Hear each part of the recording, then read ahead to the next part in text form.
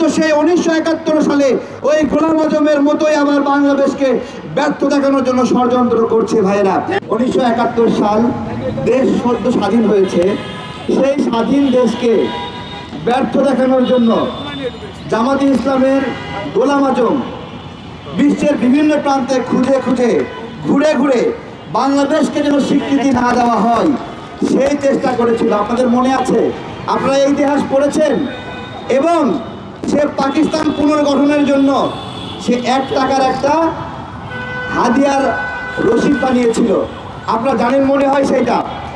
আজকে নতুন করে এই বাংলাদেশে গণ অভ্যুত্থানের পরে এই যে নির্বাচন হলো, একটা দেশের মানুষ তার নেতা নির্বাচিত করলো, সেই একইভাবে গোলাম আজমের সুন্নত হিসেবে এই বর্তমান জামাত শিবির রাজাকার তারা বাংলাদেশকে আবার অস্থিতিশীল প্রমাণ করার চেষ্টা করছে।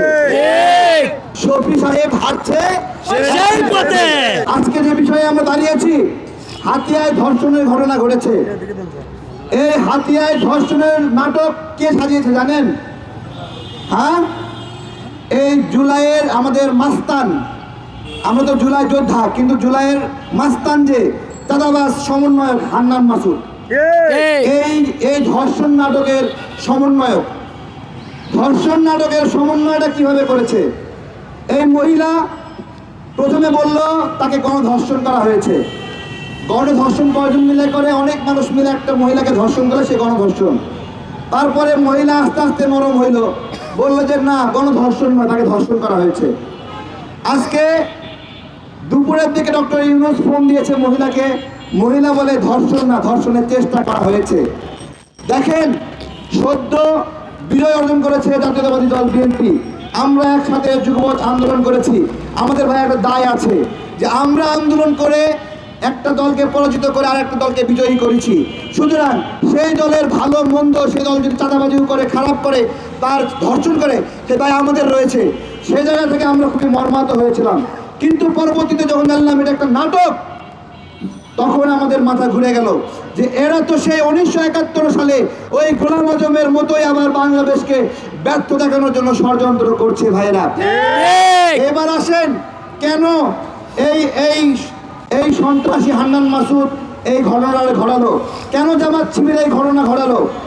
বস্তুত একটা স্মরণ করে দেই, এই হাতিয়ায় কিন্তু হান্নান মাসুদের পরিবার থেকে 2 জন নির্বাচন করছে। হান্নান মাসুদ নিজে এবং হান্নান মাসুদের বাবাও নির্বাচন করছে। এবার আপনারা জানেন, একই আসন থেকে বাপ বেটা 2 জন নির্বাচন করার উদ্দেশ্য কি?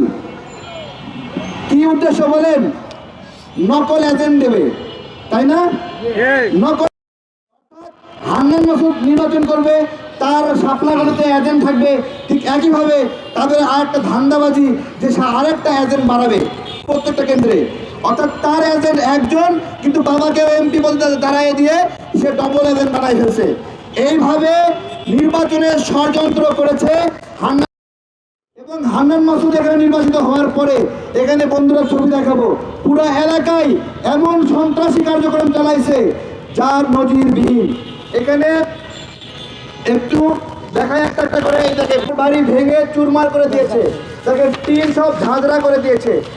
এইটা আবার পটুয়াখালী। এই যে আরেকজন জামাতের নেতা, এরা 2-1 বিভিন্ন জায়গায় নির্বাচিত হয়েছে। যেখানেই জামাত দিচ্ছে সেখানে তারা 71-এর পরাজিত শক্তি হিসেবে বাংলাদেশের মানুষের উপরে প্রতিশোধ নিয়েছে। এই যে দেখেন, রংপুরে বিএনপি নেতার বাসায় জামাতের তাণ্ডব। এই দেখেন, ধানের শীষে ভোট দেওয়ায় সাধারণ মানুষের বাড়িঘর তছনছ করে দিয়েছে। এই যে হাতিয়ায় দেখেন, বাড়িঘর সব লুটপাট করে কি অবস্থা করেছে, আগুনে জ্বালায় ছারখার করে দিয়েছে। এই যে দেখেন, আগুনে জ্বালায় সিএনজি অটোরিক্সা পুড়াই দিছে। এই দেখেন, কুষ্টিয়া বিএনপি নেতার বাড়িতে আগুনে পুড়াই দিছে। এই যে কুমিল্লা দেবিদারে ওয়ালটন বিএলডিসি ফ্যান, খরচ বাঁচে 65% পর্যন্ত। ওয়ালটন বিএলডিসি ফ্যান ছড়ায় স্বস্তির সবুজ হাওয়া। আরেক মাস্তান হান্নান মাসুদ। এই যে হান্নান মাসুদ এখানে মুন্সি সাহেবকে নির্বাচন থেকে বের করে দিয়ে আইনের মাধ্যমে ডক্টর ইউনূস তার হাসান আব্দুল্লাহ তাকে ম্যাটিকুলাস ডিজাইনের মাধ্যমে আদালতের আদেশের মাধ্যমে নির্বাচনে প্রতিদ্বন্দ্বীকে সরিয়ে সেখানে বিজয়ী হয়েছে। বিজয়ী হওয়ার পরে যে তাণ্ডবগুলো দেখিয়েছে হান্নান মাসুদের এলাকায় অথবা আক্তারের এলাকায় অথবা এখানে হাসান আব্দুল্লাহ এলাকায়, এই যে এই মাস্তানিগুলো করেছে, এই মাস্তানিগুলো যদি বিএনপি কোনো এলাকায় হইতো তাহলে দেশের দেখেন সিসি উঠে যাইতো। আমাদের কথা ভাই, বিএনপি আমাদের কেউ না, কিন্তু যেইভাবে নতুন সরকারের পরে দেখেন ব্যবসায়ীরা বিনিয়োগ করা শুরু করে দিয়েছে। একদিনে শেয়ার মার্কেটে 1000 কোটি টাকা বিনিয়োগ হয়েছে এবং সেখানে রেটিংটা আপ উঠছে। যখন কিনা এদেশের মানুষ স্বস্তির সঙ্গে বাঁচার স্বপ্ন দেখলো। আমার কথা ভাই, জামাত নির্বাচিত হলেও আমরা সহযোগিতা করতাম। আমরা অনেক ক্লান্ত হয়ে গেছি, বাংলাদেশ রাষ্ট্র ক্লান্ত হয়ে গেছে একটা লড়াই সংগ্রামের পরে। সেই লড়াইয়ের পরে এই মাস্তানরা এলাকায় এলাকায় ধান্দাবাজি করেছে। এই যে গুলশানে গিয়ে আসিফ মাহমুদ ধরা খেয়েছে, খায়নি? চান্দাবাজ জিয়া তপু এখনো জেলখানা ধরা খায়নি? ধরা খেয়েছে। যেই বাংলাদেশের মানুষ শান্তি চেয়েছিল, সেই গণঅভ্যুত্থানের পরে এখানে গাড়ি কোম্পানি জ্বালিয়ে দেওয়া হলো, ভ্যাকসিন জ্বালিয়ে দেওয়া হলো। নাসা গ্রুপের মালিককে এখনো গ্রেপ্তার করে রাখা হয়েছে। নাসা গ্রুপের মালিককে যদি আটক রাখবেন, নাসা গ্রুপকে আপনার বাপে চালাবে? কাজী গ্রুপের মালিককে জ্বালায় দিয়ে আটকে রাখছে। কাজী গ্রুপ হাজার হাজার মানুষের কাজ দিয়েছে, আপনি বাপে চালাবে? বিভিন্ন ফ্যাক্টরি ইন্ডাস্ট্রি। আমি জাতীয়তাবাদী শক্তিকে বলবো, আপনার দায়িত্ব, আপনাদের জন্য আমরা দোয়া করি। যত ব্যবসায়ী আছে বড় বড়, হাজার হাজার লোকের কর্মসংস্থান করছে, ছোটখাটো ভুল ভ্রান্তি বাদ দিয়ে ওই সকল ব্যবসায়ীকে আপনারা মুক্তির ব্যবস্থা করবেন। এটা কেন দরকার? এতে দেখেন কাজকর্ম না পেয়ে চাকরি হারিয়ে হাজার হাজার অটো ঢাকার ভিতরে অটো চালক হয়ে গেছে না? ফুটপাতে শৃঙ্খলা দরকার আছে না? তাহলে রিক্সা চালক বেড়ে গেছে, এর শৃঙ্খলা দরকার আছে না? কি উপায়ে করবেন? আপনাদের অনেক ভালো ভালো পরিকল্পনা আছে। ওই পরিকল্পনার মধ্যে এই যে অতিরিক্ত রিক্সা চালক ঢাকেও গার্মেন্টস ইন্ডাস্ট্রিতে ঢুকে ঢাকার ভিতরে চাপ কমানোর পরিকল্পনাগুলো করতে হবে। ফুটপাথগুলোতে মানুষ কর্ম হারিয়ে একটা ঝুড়ি নিয়ে বসে গেছে, ওই মানুষকে কিভাবে তাকে আবার আগের সেখানে ফিরায় নেওয়া যায় সেই পরিকল্পনাও করতে হবে। আজকে বাংলাদেশের বিরুদ্ধে যে ষড়যন্ত্র, এগুলো জাতীয় নাগরিক জোটের বন্ধুরা রয়েছে, আমরা একসঙ্গে এই যে নির্বাচনের আগেও একসঙ্গে প্রোগ্রাম করেছি, ষড়যন্ত্র রয়েছে। আমাদের স্পষ্ট কথা, যেখানে যেখানে জামাত শিবির গুজব ছড়াবে, এনসিপি গুজব ছড়াবে, অথবা যদি বিএনপির বন্ধুরা গুজব ছড়ায়, জাতীয় নাগরিক জোটের পক্ষ থেকে সেই সকল গুজবের বিরুদ্ধে লড়াই হবে। আজকে আপনাদেরকে বলবো, এই যে আপনারা সাক্ষী আছেন, বলবেন হাতিয়ার ঘটনা সত্য নাকি মিথ্যা? সত্য নাকি মিথ্যা? তাহলে এই যে এত সর্বনাশ করছে, ধর্ষণের ঘটনা সাজিয়েছে, এর ফলে বাংলাদেশে পাল্টা একটা অভ্যুত্থান হতে পারতো। এই শয়তানগুলো কিন্তু সেই ষড়যন্ত্র করছে, তাহলে বাংলাদেশ কি সেই লোড নিতে পারত?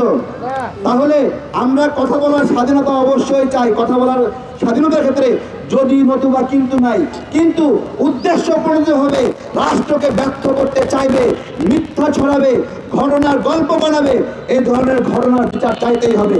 এই জায়গা থেকে হান্নান মাসুদ এবং জামাত শিবিরের কোনো ক্ষমা নাই। ক্ষমা আছে না? ক্ষমা আছে না? ক্ষমা নাই। তাদেরকে এই ভুল স্বীকার করার আমার আশ্চর্য লাগছে। এইখানে গুজব কুলের শিরোমণি মিথ্যাবাদী শফিকুর রহমান, সেও একটা ফেসবুকে পোস্ট দিছে হাতিয়ার ধর্ষণের ঘটনায়, এবং সে আবার এক লাইন আগায়ে ইংলিশে পোস্ট দিছে। ইংলিশে কেন বলতেছে বলেন শফিকুর রহমান? বিদেশিদেরকে বোঝাবে, বিদেশিদের বোঝাতে যায় বাংলাদেশের ব্যর্থ রাষ্ট্র। ওর বাপে গোলাম আজম যেরকম এই বাংলাদেশকে ব্যর্থ করতে চাইছিল, এখন প্রক্সি দিচ্ছে, গোলাম আজমের প্রক্সি, রাজাকারের প্রক্সি দিচ্ছে আর এক রাজাকার, সে দিচ্ছে বাংলাদেশকে ব্যর্থ প্রমাণ করার জন্য, হাতিয়ার ধর্ষণের ঘটনার জন্য।